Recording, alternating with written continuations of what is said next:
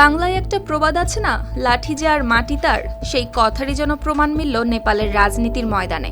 দশকের পর দশক ধরে যেসব অভিজ্ঞ রাজনীতিক নেপালের ক্ষমতার কেন্দ্রে ছিলেন, হঠাৎ করে সেই সমীকরণ ভেঙে দিলেন এই তরুণ র্যাপার বালেন্দ্র শাহ। শনিবার নেপালের নির্বাচন কমিশনের ঘোষণায় নিশ্চিত হয় এই বড় রাজনৈতিক পালাবদল। নেপালের সাধারণ নির্বাচনে নিজের সংসদীয় আসনে সাবেক প্রধানমন্ত্রী কেপি শর্মা ওলিকে বড় ব্যবধানে পরাজিত করে নতুন রাজনৈতিক বাস্তবতার ইঙ্গিত দিয়েছেন ৩৫ বছর বয়সী এই তরুণ নেতা। নেপালের নির্বাচন কমিশনের তথ্য অনুযায়ী নিজের নির্বাচনী এলাকায় বালেন্দ্র শাহ পেয়েছেন ৬৮,৩৪৮ ভোট। বিপরীতে সাবেক প্রধানমন্ত্রী ওলি পেয়েছেন ১৮,৭৩৪ ভোট। এই নির্বাচনের মধ্য দিয়ে নেপালের রাজনীতিতে নতুন প্রজন্মের উত্থান স্পষ্ট হয়ে উঠছে বলে মনে করছেন বিশ্লেষকরা।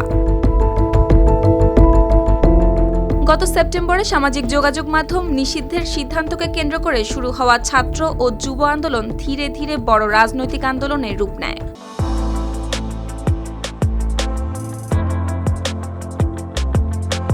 দুর্নীতি, অর্থনৈতিক সংকট ও পুরনো রাজনৈতিক ব্যবস্থার বিরুদ্ধে ক্ষোভ থেকেই গড়ে ওঠে সেই গণ আন্দোলন, যেখানে সহিংসতায় প্রাণ হারান অন্তত ৭৭ জন। সেই আন্দোলনের ঢেউয়ে এবার নির্বাচনে বড় সাফল্যের পথে রয়েছে নতুন দল রাষ্ট্রীয় স্বতন্ত্র পার্টি আরএসপি। প্রাথমিক ফলাফল অনুযায়ী ১৬৫টি সরাসরি নির্বাচিত আসনের মধ্যে বড় ব্যবধানে এগিয়ে রয়েছে দলটি। নির্বাচন কমিশনের তথ্য বলছে, এখন পর্যন্ত আরএসপি জয় পেয়েছে ৩৬টি আসনে এবং আরও ৮৩টি আসনে এগিয়ে আছে। অন্যদিকে গত নির্বাচনে বড় দল নেপালি কংগ্রেস এখন পর্যন্ত মাত্র ৬টি আসনে জয় পেয়েছে এবং ৯টিতে এগিয়ে রয়েছে। নতুন এই রাজনৈতিক উত্থানের পেছনে বড় ভূমিকা রাখছে তরুণ ভোটাররা।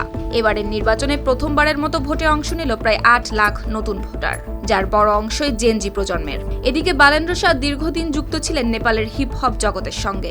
রাজনৈতিক অস্থিরতার সময় তিনি বিক্ষোভকারীদের সমর্থন জানিয়ে সাবেক প্রধানমন্ত্রী ওলির কঠোর সমালোচনা করেছিলেন। ২০২২ সালে প্রতিষ্ঠিত আরএসপি স্বচ্ছতা ও সুশাসনের প্রতিশ্রুতি দিয়ে দ্রুত মানুষের সমর্থন পায়। তাদের পরিকল্পনায় রয়েছে ৫ বছরে ১২ লাখ কর্মসংস্থান তৈরি, বিদেশমুখী শ্রম অভিবাসন কমানো এবং মাথাপিছু আয় $৩,০০০ উন্নীত করা। পাশাপাশি স্বাস্থ্য বীমা সহ সামাজিক নিরাপত্তা ব্যবস্থাও জোরদারের প্রতিশ্রুতি দিয়েছে দলটি।